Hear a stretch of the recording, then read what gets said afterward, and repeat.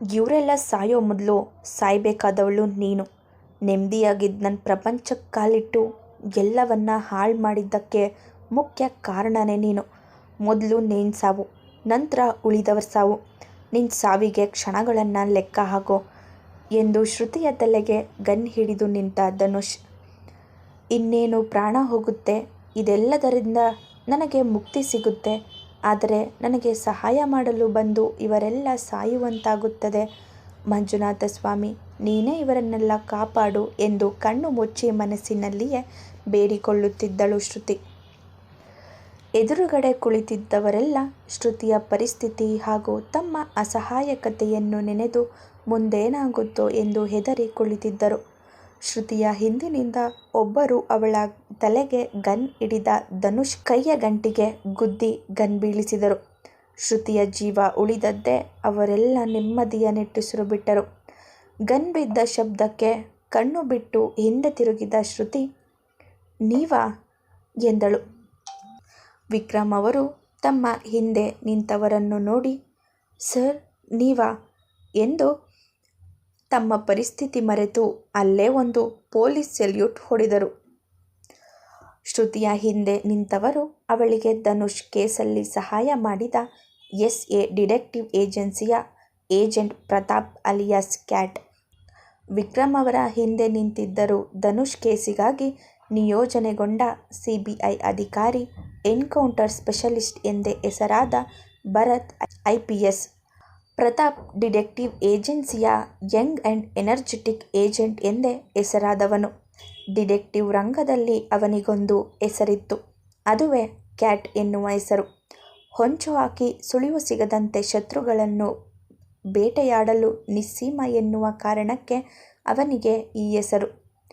ಇನ್ನು ಭರತ್ ಪ್ರಾಮಾಣಿಕ ಅಧಿಕಾರಿ ಮಾತ್ರವಲ್ಲದೆ ಕಾನೂನಿನ ಕೈಗೆ ಸಿಕ್ಕದ ಧನುಷ್ನಂಥ ಕ್ರಿಮಿನಲ್ಗಳನ್ನು ಎನ್ಕೌಂಟರ್ ಮಾಡುವುದರಲ್ಲಿ ಎತ್ತಿದ ಕೈ. ಭರತ್ ಮತ್ತು ಪ್ರತಾಪ್ ಇಬ್ಬರು ಚಡ್ಡಿ ದೋಸ್ತ್ಗಳು.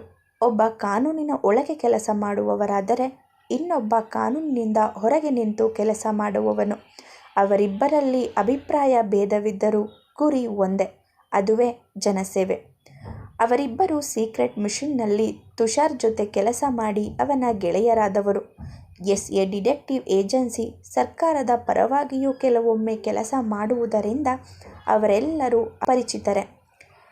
ಈ ಕೇಸಿಗಾಗಿ ಭರತ್ ಮತ್ತು ಪ್ರತಾಪ್ ಇಬ್ಬರು ನೇಮಕಗೊಳ್ಳುವಂತೆ ಮಾಡಿದ್ದು ಕಣ್ಣ. ವಿಕ್ರಮ್ ಅವರು ಸೆಲ್ಯೂಟ್ ಹೊಡೆದದ್ದನ್ನು ನೋಡಿರದ ಧನುಷ್, ಯಾರೋ ನೀವು, ನನ್ನ ಅನ್ನ ತಿಂದು ನನಗೆ ದ್ರೋಹ ಮಾಡ್ತೀರಾ ಎಂದು ಪ್ರತಾಪ್ ಕೆನ್ನೆಗೆ ಹೊಡೆಯಲು ಹೋದ ಕೈಯನ್ನು ಹಾಗೆಯೇ ಅವನ ಬೆನ್ನ ಹಿಂದೆ ತಿರುಗಿಸಿ ಎರಡು ಕೈಯನ್ನು ಗಟ್ಟಿಯಾಗಿ ಹಿಡಿದುಕೊಂಡ ಪ್ರತಾಪ್. ಉಳಿದವರ ತಲೆಗೆ ಗನ್ ಹಿಡಿದು ನಿಂತಿದ್ದ ಧನುಷ್ ಚೇಲಾಗಳು ಒಟ್ಟಿಗೆ ಅವರಿಬ್ಬರ ಮೇಲೆ ಮುಗಿಬಿದ್ದರು. ಕೈಯನ್ನು ಗಟ್ಟಿಯಾಗಿ ಹಿಡಿದುಕೊಂಡಿದ್ದರೂ ಕೋಪದಿಂದ ಬಾಯಿಗೆ ಬಂದಂತೆ ಬೈಯುತ್ತಿದ್ದ ಧನುಷ್ ಮಾತು ಕೇಳಿ ಪ್ರತಾಪ್ ಅವನ ಕಿವಿಯ ಹಿಂದೆ ನರವೊಂದನ್ನು ಎಳೆದ. ಅಷ್ಟಕ್ಕೆ ಧನುಷ್ ಬುಡ ಕಡಿದ ಬಾಳೆಯಂತೆ ಪ್ರಜ್ಞೆ ತಪ್ಪಿ ನೆಲಕ್ಕೆ ಉರುಳಿದ. ಅಲ್ಲಿ ಇದ್ದ 15 ರೌಡಿಗಳಲ್ಲಿ ಇಬ್ಬರನ್ನು ಬಿಟ್ಟು ಉಳಿದವರನ್ನು ಮೂವರು ಸರಿಯಾಗಿ ಹೊಡೆಯಲು ಶುರು ಮಾಡಿದರು. ಕಣ್ಣ ಮತ್ತು ತುಷಾರ್ ದೂರದಲ್ಲಿ ನಿಂತು ಇದನ್ನೆಲ್ಲ ನೋಡುತ್ತಿದ್ದರು. ಬ್ರೋ, ನಾನು ಫೈಟಿಂಗ್ ಮಾಡಿ ತುಂಬ ದಿನ ಆಯಿತು. ನನ್ನ ಕೈ ಕಡಿತಾ ಇದೆ. ನಾನು ಸ್ವಲ್ಪ ಟ್ರೀಟ್ಮೆಂಟ್ ಕೊಟ್ಟು ಬರ್ತೀನಿ ಎಂದ. ಸಿಕ್ಕ ಚಾನ್ಸ್ ಬಿಡುವುದುಂಟೆ ಎಂದು ಅವರಿಗೆ ಹೊಡೆಯಲು ತಾನು ಹೊರಟ. ಕಣ್ಣ ಮತ್ತು ಶ್ರುತಿ ಇಬ್ಬರು ಸೇರಿ ಕುರ್ಚಿಯಲ್ಲಿ ಕಟ್ಟಿ ಹಾಕಿದವರನ್ನೆಲ್ಲ ಬಿಡಿಸಿದರು. ಕಣ್ಣ ಶ್ರುತಿಯ ಮುಖವನ್ನು ನೋಡದೆ ತನ್ನ ಕೆಲಸ ಮಾಡಿಕೊಳ್ಳುತ್ತಿದ್ದ. ಅವಳಿಗೂ ಅವನ ಕೋಪದ ಕಾರಣ ಅರಿವಿತ್ತು. ಎಲ್ಲರ ಎದುರು ಮಾತಾಡಿ ಅವನ ಮುನಿಸನ್ನು ಪ್ರದರ್ಶನ ಮಾಡುವುದು ಬೇಡ ಎಂದೇ ನೋಡಿಯೂ ನೋಡದಂತೆ ಇದ್ದಳು. 5 ನಿಮಿಷದಲ್ಲಿ ರೌಡಿಗಳೆಲ್ಲ ಒಂದೊಂದು ಮೂಲೆಯಲ್ಲಿ ಬಿದ್ದಿದ್ದರು. ವಿಕ್ರಮ್ ಅವರು ದಾಮಿನಿ ಅವರ ಬಳಿ ಬಂದು, ಸಾರಿ ಮಿನಿ, ನನ್ನಿಂದ ನೀನು ತೊಂದರೆ ಅನುಭವಿಸೋ ಅಂತಾಯಿತು. ಈ ಸಮಯದಲ್ಲಿ ನಿನಗೆ ನೋವಾಗುವಂತೆ ಮಾಡಿದೆ ಎಂದು ದಾಮಿನಿಯವರ ಮೊಗವನ್ನು ತಮ್ಮ ಎರಡೂ ಕೈಯಲ್ಲಿ ಹಿಡಿದು, ಮಿನಿ ತುಂಬ ಸುಸ್ತಾಗ್ತಾ ಇದೆಯಾ, ಹಾಸ್ಪಿಟಲ್ಗೆ ಹೋಗೋಣ ಎಂದು ಗಾಬರಿಯಿಂದ ಹೇಳಿದ ಮಾತು ಕೇಳಿ, ವಿಕಿ ಯಾಕಿಷ್ಟೊಂದು ಟೆನ್ಷನ್ ಮಾಡ್ಕೋತೀಯ, ನನಗೇನೂ ಆಗಿಲ್ಲ, ಕೂತು ಕಾಲಿಗೆ ಜೋಮಿಡಿದಿದೆ ಎಂದಳು ದಾಮಿನಿ. ಅವರಿಬ್ಬರನ್ನು ನೋಡಿ, ಹಲೋ ಲವ್ ಬರ್ಡ್ಸ್, ನಾವು ಇಲ್ಲೇ ಇದ್ದೀವಿ ಎಂದು ಭರತ್ ಹೇಳಿದರೆ, ವಿಕ್ರಮ್ ಅವರೇ, ನಾವಿಬ್ಬರು ಬ್ಯಾಚುಲರ್ಸ್, ನಮ್ಮೆದುರು ರೊಮ್ಯಾನ್ಸ್ ಮಾಡಿ ನಮ್ಮ ಹೊಟ್ಟೆ ಯಾಕೆ ಉರಿಸ್ತಾ ಇದ್ದೀರಾ ಎಂದು ಪ್ರತಾಪ್ ತಮಾಷೆ ಮಾಡಿದನು. ಸುಮ್ಮನೆ ಇರೋ, ಅವ್ನ ಮಿಸ್ಸಸ್ ಪ್ರೆಗ್ನೆಂಟ್, ತುಂಬ ಸುಸ್ತಾಗಿದ್ದಾರೆ, ಅದಕ್ಕೆ ವಿಚಾರಿಸ್ತಾ ಇದ್ದಾರೆ. ಇದರಲ್ಲಿ ನಿಮ್ಗೇನು ಹೊಟ್ಟೆ ಉರಿ, ಒಂದು ಮದುವೆ ಆಗಿದ್ದರೆ ಗೊತ್ತಾಗ್ತಿತ್ತು ಎಂದನು ತುಷಾರ್. ಮಾರಾಯ, ಮದುವೆ ಮಕ್ಕಳು ಸಂಸಾರ ಯಾವುದು ಇಲ್ಲದೆ ಲೈಫಲ್ಲಿ ಬಿಂದಾಸ್ ಆಗಿದ್ದೀವಿ ಎಂದ ಭರತ್. ಇಷ್ಟೊಂದು ಗಂಭೀರ ಸಂದರ್ಭದಲ್ಲಿಯೂ ಹೇಗೆ ಇವರೆಲ್ಲ ತಮಾಷೆ ಮಾಡುತ್ತಾ ಆರಾಮಾಗಿ ಇದ್ದಾರೆ ಎಂದು ಉಳಿದವರೆಲ್ಲ ಮಿಕ್ಕಿ ಮಿಕ್ಕಿ ನೋಡುತ್ತಾ ನಿಂತಿದ್ದರು. ವಿಕ್ರಮ್ ಅವರು ಶ್ರುತಿಯ ಬಳಿ ಬಂದು, ಸಾರಿ ಶ್ರುತಿ, ಧನುಷ್ ನಿನ್ನ ತಲೆಗೆ ಗನ್ ಹಿಡಿದ್ರು ನನಗೇನೂ ಮಾಡದೆ ಅಸಹಾಯಕನಾಗಿದ್ದೆ ಎಂದರು. ವಿಕ್ರಮ್ ಅವರೇ, ತಲೆ ಕೆಡಿಸ್ಕೊಳ್ಳೋ ಅವಶ್ಯಕತೆ ಇಲ್ಲ. ನೀವು ನಮಗೆ ತುಂಬ ಸಹಾಯ ಮಾಡಿದ್ದೀರ. ಶ್ರೀಕಾಂತ್ ಅವರೊಂದಿಗೆ ಸೇರಿ ನೀವು ಕೂಡ ಇವನ ವಿರುದ್ಧ ಸಾಕ್ಷಿ ಸಂಗ್ರಹ ಮಾಡಿದ್ರಿಂದ ಇವನನ್ನು ಜೈಲಿಗೆ ಕಳಿಸೋಕೆ ಆಗಿದ್ದು. ತಿಮಿಂಗಿಲಗಳನ್ನು ಹಿಡಿಯಲು ಸಣ್ಣ ಬಲೆ ಬೀಸಿದ್ರೆ ಸಾಕಾಗೋದಿಲ್ಲ, ದೊಡ್ಡ ಬಲೆಯನ್ನೇ ಬೀಸಿ ತಿಮಿಂಗಿಲಗಳನ್ನು ಹಿಡಿದಾಗಿದೆ. ನೀವು ಇವನ ಬಗ್ಗೆ ಯೋಚನೆ ಮಾಡದೆ ದಾಮಿನಿಯವ್ರನ್ನ ಚೆನ್ನಾಗಿ ನೋಡ್ಕೊಳ್ಳಿ, ಈಗ ನಿಮ್ಮ ಅವಶ್ಯಕತೆ ಅವರಿಗಿದೆ ಎಂದ ಕಣ್ಣ ಅವರನ್ನು ಸಮಾಧಾನ ಮಾಡಿದ. ವಿಕ್ರಮ್ ಅವರೇ, ನೀವು ಹೋಗಿ, ನಾವಿವರನ್ನು ನೋಡ್ಕೋತೀನಿ ಎಂದು ಭರತ್ ಹೇಳಿದ. ಕಣ್ಣ ತನ್ನ ಡ್ರೈವರ್ ಜಾನ್ ಜೊತೆ ಅಲ್ಲೇ ಇದ್ದ ಕಾರಿನಲ್ಲಿ ವಿಕ್ರಮ್ ದಂಪತಿಗಳನ್ನು ಕಳುಹಿಸಿಕೊಟ್ಟ. ಭರತ್ ಮೂಲೆಯಲ್ಲಿ ಬಿದ್ದು ಒದ್ದಾಡುತ್ತಿದ್ದ ರೌಡಿಗಳನ್ನು ಬಂಧಿಸಿ ಸ್ಟೇಷನ್ನಿಗೆ ಕರೆದುಕೊಂಡು ಹೊರಟನು. ಹೋಗುವ ಮೊದಲು ಕಣ್ಣನ ಬಳಿ ಹೋಗಿ, ಬ್ರೋ, ಅವನ ಹೆಣ ನಮಗೆ ಸಿಗೋವಂತೆ ಮಾಡಿ. ಮೇಲಧಿಕಾರಿಗಳಿಗೆ ನಾನು ಉತ್ತರ ಕೊಡಬೇಕಲ್ಲ, ಮುಂದೆ ಏನು ಸಮಸ್ಯೆ ಆಗ್ತಂತೆ ನೋಡ್ಕೊಳ್ಳೋ ಜವಾಬ್ದಾರಿ ನಂದು ಎಂದು ಹೇಳಿ ತಮ್ಮ ಕೆಲಸಕ್ಕೆ ಹೊರಟನು. ಶ್ರುತಿ ಉಳಿದವರ ಮುಂದೆ ಹೋಗಿ ಕೈ ಮುಗಿದು, ಕ್ಷಮಿಸಿ, ನಿಮಗೆಲ್ಲ ತೊಂದರೆ ಆಗೋದಕ್ಕೆ ನಾನೇ ಕಾರಣ. ನನಗೆ ಸಹಾಯ ಮಾಡೋದಕ್ಕೆ ಬಂದು ನೀವು ಕಷ್ಟದಲ್ಲಿ ಸಿಲುಕೋ ಹಾಗಾಯಿತು ಎಂದು ಕ್ಷಮೆ ಕೇಳಿದಳು. ಧನುಷ್ ತಂದೆ ನಾಗರಾಜ್ ಅವರು, ನಿನ್ನಿಂದ ತೊಂದರೆ ಆಗಿಲ್ಲ. ಇಂತಹ ಪಾಪಿ ಮಗನನ್ನು ಎತ್ತು ಸರಿಯಾದ ದಾರಿಯಲ್ಲಿ ನಡೆಸದೇ ಇದ್ದ ತಪ್ಪಿಗೆ, ನಿನ್ನ ಕುಟುಂಬಕ್ಕೆ ಆದ ಅನ್ಯಾಯಕ್ಕೆ ನಾವು ನಿನ್ನಲ್ಲಿ ಕ್ಷಮೆ ಕೇಳಬೇಕು. ದಯವಿಟ್ಟು ಕ್ಷಮಿಸ್ಬಿಡಮ್ಮ. ಆ ಪಾಪಿಗೆ ಯಾವ ಶಿಕ್ಷೆ ಕೊಟ್ಟರೂ ನಾವಂತೂ ಪ್ರಶ್ನೆ ಮಾಡೋದಿಲ್ಲ. ಅವನಿಗೆ ಶಿಕ್ಷೆ ಕೊಡೋ ಹಕ್ಕು ನಿನಗಿದೆ ಎಂದು ತಮ್ಮ ಮನೆಯವರನ್ನು ಕರೆದುಕೊಂಡು ಹೋದರು. ಹೋಗುವಾಗ ಧನುಷ್ ಮಕ್ಕಳು ಕೂಡ ಅಪ್ಪನೆಂಬ ಪ್ರೀತಿಯ ದೃಷ್ಟಿಯನ್ನು ಕೂಡ ಹರಿಸದೆ ಅವನಿಂದ ಮುಂದೆ ತಮಗೇನಾದರೂ ತೊಂದರೆಯಾದರೆ ಎಂಬ ಭೀತಿಯಿಂದಲೇ ಹೊರಟರು. ಉಳಿದವರ ಕಾರುಗಳು ಕಾಡಿನ ಹೊರಗೆ ಇದ್ದಿದ್ದರಿಂದ ನಡೆದುಕೊಂಡು ಹೊರಟರು. ತುಷಾರ್ ಕಾರಿನ ಡ್ರೈವರ್ ಬಶೀರ್ ಪ್ರಜ್ಞೆ ಇಲ್ಲದೆ ಬಿದ್ದಿದ್ದ ಧನುಷ್ನನ್ನು ಹೊತ್ತುಕೊಂಡು ಹೋದನು. ತುಷಾರ್ ಮತ್ತು ಪ್ರತಾಪ್ ಮುಂದೆ ಹೋದರೆ ಕಣ್ಣ ಮತ್ತು ಶ್ರುತಿ ಅವರ ಹಿಂದೆ ನಿಧಾನವಾಗಿ ಹೊರಟರು. ಮುಂದೆ ಹೋಗುತ್ತಿದ್ದ ಪ್ರತಾಪ್ನನ್ನು ತಡೆದು, ನೀವಿಬ್ಬರು ಹೇಗೆ ಡ್ರೈವರ್ ಥರ ಬಂದ್ರಿ? ಇವರಿಬ್ಬರು ಇಲ್ಲಿಗೆ ಹೇಗೆ ಬಂದರು? ಬಶೀರ್ ಮತ್ತು ಜಾನ್ ಇಬ್ಬರೂ ಕೂಡ ಮೊದಲೇ ತುಷಾರ್ ಐಡಿಯಾದಂತೆ ಧನುಷ್ ಟೀಮ್ ಸೇರಿಕೊಂಡಿದ್ರು. ಬಶೀರ್ ಫೋನ್ ಮಾಡಿದ ಮೇಲೆ ನಾವೆಲ್ಲ ಹೊರಟು ಇಲ್ಲಿಗೆ ಬಂದು. ತುಂಬ ಜನ ಧನುಷ್ ಕೈಯಲ್ಲಿ ಬಂದಿಯಾಗಿದ್ದರಿಂದ ಇಲ್ಲೇ ಅಡಗಿ ಕೂತು ಸಮಯಕ್ಕಾಗಿ ಕಾಯ್ತಾ ಇದ್ವು. ನಂತರ ನಿಮ್ಮಿಬ್ಬರನ್ನ ಕರ್ಕೊಂಡು ಬರೋಕ್ಕೆ ಹೊರಟ ರೌಡಿಗಳನ್ನು ಹೊಡೆದು ಅವನ ಬದಲಿಗೆ ನಾನು ಮತ್ತು ಭರತ್ ಬಂದು. ನಮ್ಮ ಬದಲು ತುಷಾರ್ ಮತ್ತು ಅಭಿಬ್ರೋ ಬಂದಿದ್ದರೆ ಧನುಷ್ಗೆ ಗೊತ್ತಾಗ್ತಿತ್ತು, ಅದಕ್ಕಾಗಿ ನಾವು ಬಂದಿದ್ದು ಎಂದು ಅಲ್ಲಿ ನಡೆದ ಸನ್ನಿವೇಶಗಳನ್ನು ಪ್ರತಾಪ್ ವಿವರಿಸುತ್ತಾ ತುಷಾರ್ ಜೊತೆ ಮುಂದೆ ಹೋದ. ಅವನ ವಿವರಣೆಯಿಂದ ಶ್ರುತಿಯ ಅನುಮಾನ ಕೂಡ ಪರಿಹಾರವಾಗಿತ್ತು. ಆದರೆ ಇನ್ನೊಂದು ಸಮಸ್ಯೆ ಅವಳ ಮುಂದಿತ್ತು. ಅದೇ ಕೋಪ ಮಾಡಿಕೊಂಡಿರುವ ನಮ್ಮ ಅಭಿಮನ್ಯು ಅಲಿಯಾಸ್ ಕಣ್ಣನ ಕೋಪವನ್ನು ಇಳಿಸುವ ಕೆಲಸ. ಅಭಿ, ನನ್ನ ಮೇಲೆ ಕೋಪನಾ ಎಂದು ಅವಳು ಕೇಳಿದರೂ ನಮ್ಮ ರಾಯರು ಕ್ಯಾರೆ ಎನ್ನದೆ ಮುಂದೆ ಹೋಗುತ್ತಿದ್ದರು. ಅಭಿ ಮಾತಾಡೋ ಪ್ಲೀಸ್. ಸಾರಿ ಕಣೋ. ಆದರೂ ಅವನ ಮಾತಿಲ್ಲ. ನಂತರ ಅವನ ಕೈ ಹಿಡಿದು, ಅಭಿ ಸಾರಿ ಪ್ಲೀಸ್ ಸಾರಿ, ಇದೊಂದು ಸಲ ಕ್ಷಮಿಸ್ಬಿಡೋ, ಇನ್ಯಾವತ್ತೂ ಈ ತಪ್ಪು ಮಾಡಲ್ಲ ಎಂದು ಗೋಗರಿಯುವಂತೆ ಕೇಳಿದಳು. ಅವಳ ಕೈಯಿಂದ ತನ್ನ ಕೈಯನ್ನು ಕೊಡವಿಕೊಂಡು, ಹೋಗೆ ಕುರಿಮರಿ, ನಿನ್ನ ಸಾರಿ ಯಾರಿಗೆ ಬೇಕು? ನಿನ್ನ ಸಾರಿಯನ್ನು ಮೋರಿಗೆ ಹಾಕ್ಬಾ. ಸ್ವಲ್ಪ ಆದರೂ ಬುದ್ಧಿ ಇದೆಯಾ? ಇಲ್ಲ ನಿನ್ನ ತಲೆಯಲ್ಲಿ ಆನೆ ಲದ್ದಿ ಇದೆಯಾ? ಗಿಳಿಗೆ ಹೇಳಿದ ಹಾಗೆ ಹೇಳಿದ್ದೆ ತಾನೇ ಪ್ಯಾಲೇಸ್ ಬಿಟ್ಟು ಹೊರ್ಗೋಗ್ಬೇಡ ಅಂತ. ನನ್ನ ಮಾತು ಕೇಳ್ದ ಎಂದವನು ಅವಳ ಕೈಯನ್ನು ತನ್ನ ಎದೆಯ ಮೇಲೆ ಇರಿಸಿಕೊಂಡು, ನೋಡೇ ಇಲ್ಲಿ, ನಿನ್ಗೇನಾಗುತ್ತೋ ಅಂತ ಭಯದಿಂದ ಹೇಗೆ ನನ್ನೆದೆ ಹೊಡ್ಕೋತಾ ಇದೆ ಅಂತ ನೋಡು. ನಿನಗೆ ಸ್ವಲ್ಪ ಕೂಡ ಜವಾಬ್ದಾರಿ ಇಲ್ಲ. ನೀನಿಲ್ಲಿಗೆ ಬರಲಿಲ್ಲ ಅಂದಿದ್ರೆ ನಾವು ಇವ್ರನ್ನೆಲ್ಲ ಕಾಪಾಡ್ತಾ ಇರಲಿಲ್ವಾ? ಹೋಗಲಿ, ಬಂದೆ ಸರಿ. ಮೊನ್ನೆ ಸ್ಟೇಷನ್ನಿಗೆ ದೊಡ್ಡ ಪೂಲನ್ದೇವಿ ಥರ ರಿವಾಲ್ವರ್ ತೊಗೊಂಡು ಹೋಗಿದ್ದೆ ತಾನೇ? ಇಲ್ಲಿಗೆ ಬರೋವಾಗ ನಿನ್ನ ರಕ್ಷಣೆಗೆ ಅದನ್ನಾದರೂ ತಂದ? ಇಲ್ಲ.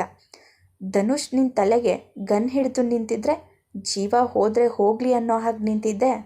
ನಿನ್ನನ್ನು ಕಳ್ಕೊಂಡ್ರೆ ನನ್ನ ಸ್ಥಿತಿ ಏನಾಗುತ್ತೆ ಅಂತ ಯೋಚನೆ ಮಾಡಿದ್ದೀಯಾ? ಇಲ್ಲ. ನೀನು ಯಾಕೆ ಯೋಚನೆ ಮಾಡ್ತೀಯಾ? ನನಗೂ ನಿನಗೂ ಯಾವ ಸಂಬಂಧನೂ ಇಲ್ಲ ಅಲ್ವಾ? ಮತ್ಯಾಕೆ ನನ್ನ ಬಗ್ಗೆ ಯೋಚನೆ ಇರುತ್ತೆ ಎಂದು ಕೋಪ, ಸಿಟ್ಟು, ಬೇಸರ ಎಲ್ಲವನ್ನು ಬೆರೆಸಿ ಹೇಳಿದ. ಅದು ಅಭಿ ಎಂದು ಮಾತಾಡಲು ಪ್ರಯತ್ನಿಸಿದ್ದವಳ ಮಾತನ್ನು ಅಲ್ಲೇ ತಡೆದು, ನೀನು ಮಾತಾಡಿ ಇನ್ನೂ ಕೋಪ ಬರಿಸ್ಬೇಡ ಎಂದು ಮುಂದೆ ಹೋದವನನ್ನು ನೋಡಿ ಶ್ರುತಿ ಪೆಚ್ಚಾಗಿ ಅವನ ಹಿಂದೆ ಹೊರಟಳು. ಏನೋ ಯೋಚನೆ ಮಾಡುತ್ತಾ ಮುಂದೆ ಹೋಗುತ್ತಿದ್ದವಳು ಅಕಸ್ಮಾತಾಗಿ ಕಾಲಿಗೆ ಮರದ ಬೇರು ಸಿಕ್ಕಿ ಅಮ್ಮ ಎಂದು ಅಲ್ಲೇ ಬಿದ್ದಳು. ಅವಳ ಕೂಗು ಕೇಳಿ ಓಡಿ ಬಂದ ಕಣ್ಣ ಅವಳನ್ನು ಹಿಡಿದು ನಿಲ್ಲಿಸಿ ಅವಳ ಕಾಲ ಬೆರಳಿಗೆ ಗಾಯವಾಗಿದ್ದು ಕಂಡು ಎತ್ತಿಕೊಳ್ಳಲು ಹೋದವನನ್ನು ನೋಡಿ ಹಿಂದೆ ಸರಿದಳು. ಹಟ್ ಮಾರಿ, ಇದೊಂದು ಚೆನ್ನಾಗಿ ಮಾಡ್ತೀಯ, ಎಲ್ಲದರಲ್ಲೂ ಹಠ. ನೀನು ಹೇಳಿದ್ದೇ ನಡಿಬೇಕಲ್ವಾ ಎಂದು ಅವಳನ್ನು ಬೈದು ಎತ್ತುಕೊಂಡು ಹೋಗಿ ಕಾರಿನಲ್ಲಿ ಕೂರಿಸಿ ಫಸ್ಟ್ ಏಡ್ ಬಾಕ್ಸ್ ತೆಗೆದು ಗಾಯ ಸ್ವಚ್ಛ ಮಾಡಿ ಬ್ಯಾಂಡೇಜ್ ಹಾಕಿದ. ಅವನ ಪ್ರೀತಿ ಕಾಳಜಿ ಅರ್ಥ ಆದರೂ ಅವಳ ಮನಸ್ಸು ಅವನ ಪ್ರೀತಿಯನ್ನು ಒಪ್ಪಿಕೊಳ್ಳಲು ತಯಾರಿರಲಿಲ್ಲ. ಅವನಿಗೆ ಅದು ಬೇಕಾಗಿಯೂ ಇರಲಿಲ್ಲ. ಅವಳು ಎಲ್ಲಿಯೇ ಇದ್ದರೂ ಸುಖವಾಗಿ ಇದ್ದರೆ ಮಾತ್ರ ಅವನು ನೆಮ್ಮದಿಯಿಂದ ಇರಲು ಸಾಧ್ಯ. ಕಾರಿನಲ್ಲಿ ಇಬ್ಬರ ಮಧ್ಯೆ ಯಾವ ಮಾತು ಇರಲಿಲ್ಲ. ಅಲ್ಲಿ ಆಳುತ್ತಿದ್ದಿದ್ದು ಮೌನ ಸಾಮ್ರಾಜ್ಯ. ಪ್ರತಾಪ್ ದಾರಿ ಮಧ್ಯದಲ್ಲಿ ಇಳಿದುಕೊಂಡಿದ್ದ. 5 ಜನರನ್ನು ಹೊತ್ತ ಕಾರುಗಳು ಒಂದೊಂದಾಗಿ ಅರಮನೆ ಪ್ರವೇಶಿಸಿ ಕಾರ್ ಶೆಡ್ಡಿನ ಒಳಗೆ ಹೋಗಿತ್ತು. ತುಷಾರ್ ಇಳಿದು ಹಳೆ ಮಾಡೆಲ್ ರೋಲ್ಸ್ ರಾಯ್ಸ್ ಕಾರಿನ ಸ್ಟೇರಿಂಗ್ ಹಿಡಿದು ತಿರುಗಿಸಿದ ಕೂಡಲೇ ಎಲ್ಲಿಯೋ ಬಾಗಿಲು ಸರಿದ ಸದ್ದಾಗಿತ್ತು. ಬಶೀರ್ ತುಷಾರ್ ಕಾರಿನ ಡಿಕ್ಕಿಯಲ್ಲಿದ್ದ ಧನುಷ್ನನ್ನು ಹೊತ್ತುಕೊಂಡು ಅದರೊಳಗೆ ನಡೆದನು. ಅವರೆಲ್ಲರೂ ಮುಂದೆ ನಡೆದರೆ ಕಣ್ಣ ಶ್ರುತಿಯ ಕೈ ಹಿಡಿದುಕೊಂಡು ಹೋದ. ಅಭಿ, ಇಲ್ಲಿಗೆ ಹೋಗ್ತಾ ಇದ್ದೀವಿ? ಏನಿದೆ ಇಲ್ಲಿ?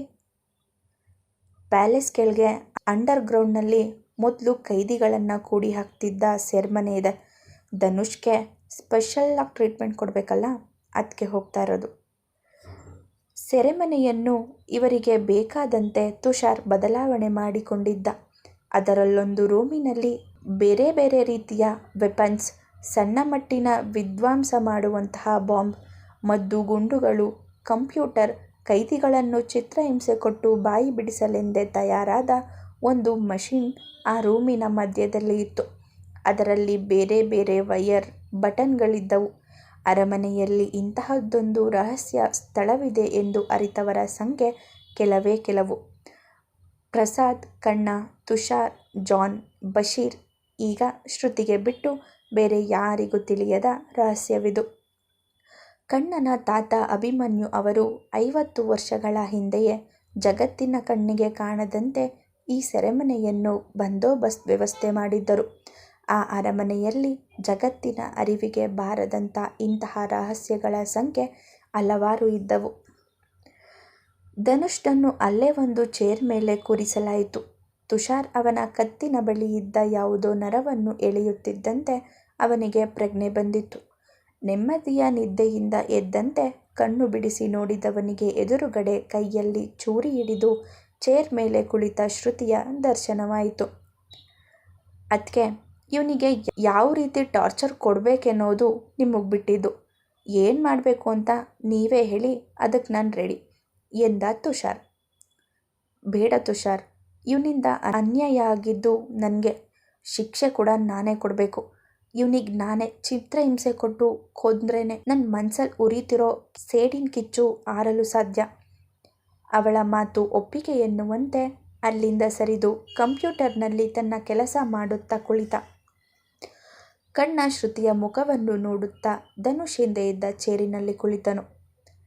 ಸುತ್ತಮುತ್ತಲಿನ ಪರಿಸರ ನೋಡಿ ಶ್ರುತಿಯ ಕಡೆ ತಿರುಗಿ ಅಪಹಾಸ್ಯದ ನಗು ನಗುತ್ತಾ, ನನ್ನನ್ನಿಲ್ಲಿ ಕೂಡಿ ಹಾಕಿ ಚಿತ್ರಹಿಂಸೆ ಕೊಡ್ಬೋದು ಅಂತ ಇದ್ದೀರಾ? ಒಂದೇ ಒಂದು ಸತಿ ಇಲ್ಲಿಂದ ನಾನು ಹೊರಗೋದ್ರೆ ಅಂದರೆ ನೀವು ಯಾರೂ ಜೀವಂತವಾಗಿ ಉಳಿಯೋದಿಲ್ಲ ಎಂದು ಆ ಸ್ಥಿತಿಯಲ್ಲಿಯೂ ಹೇಳಿದನು ಧನುಷ್. ಶ್ರುತಿಯ ಮೊಗದಲ್ಲಿ ಅವನು ಸ್ಟೇಷನ್ನಿನಲ್ಲಿ ಇದ್ದಾಗ ಮೊದಲು ಕಂಡ ಅದೇ ಮಂದಹಾಸ ಬೀರಿದಳು. ಹೌದಾ ಅಣ್ಣ, ತಾಕತ್ತಿದ್ರೆ ಇಲ್ಲಿಂದ 10 ಹೆಜ್ಜೆ ಇಡಿ ಸಾಕು, ನಾನೇ ಇಲ್ಲಿಂದ ರಾಜ ಮರ್ಯಾದೆಯಿಂದ ಕಳಿಸ್ಕೊಡ್ತೀನಿ ಎಂದು ಭಾರಿ ಅಮಾಯಕಳಂತೆ ಕಣ್ಣು ಪಿಲಿಪಿಲಿ ಮಾಡಿ ಹೇಳಿದವಳನ್ನು ನೋಡಿ ಎದುರು ಕೂತ ಕಣ್ಣನ ತುಟಿಯಲ್ಲಿ ಮಂದಹಾಸ ಮಿನುಗಿತು. ಧನುಷ್ ಎದ್ದು 2ನೆಯ ಹೆಜ್ಜೆ ಇಡುವ ಮೊದಲೇ ತುಷಾರ್ ಕೈಯಿಂದ ಸಣ್ಣದಾದ ಚೂರಿ ಅವನ ಕಾಲಿನಲ್ಲಿ ಚುಚ್ಚಿಕೊಂಡಿತ್ತು. ಅಮ್ಮ ಎನ್ನುತ್ತಾ ಅಲ್ಲೇ ಬಿದ್ದನು.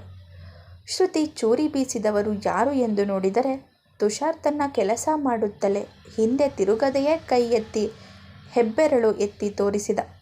ಹಿಂದೆ ತಿರುಗಿಯೂ ನೋಡದೆ ಸರಿಯಾದ ಜಾಗಕ್ಕೆ ಚೂರಿ ಬಿಸಾಡಿದ್ದ. ಅವನ ಗುರಿ ಅಷ್ಟು ನಿಖರ.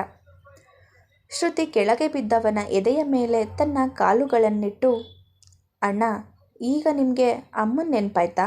ಅಯ್ಯೋ ಅಣ್ಣ, ನಿಮಗಿಲ್ಲಿಂದ 2 ಹೆಜ್ಜೆ ಮುಂದೆ ಇಡೋಕ್ಕೂ ಆಗಲಿಲ್ವೇ? ಛೆ, ಪಾಪ ನನ್ನಣ್ಣ. ಈ ಅರಮನೆಗೆ ಮೊದಲು ಬಾರಿಗೆ ಬಂದಿದ್ದೀರ, ಭರ್ಜರಿಯಾಗಿಯೇ ಆತಿಥ್ಯ ಮಾಡಬೇಕು. ಏನು ಮಾಡೋಣ ಎಂದು ಭಾರಿ ಯೋಚನೆ ಮಾಡಿ, ಎಲ್ಲ ಸ್ಪೆಷಲ್ ಆಗಿರಬೇಕು. ತುಷಾರ್, ಇಲ್ಲಿ ಆತಿಥ್ಯಕ್ಕೆ ಏನೇನಿದೆ ಅಂತ ಹೇಳ್ತೀಯಾ ಎಂದಳು. ಮುಂದುವರಿಯುವುದು.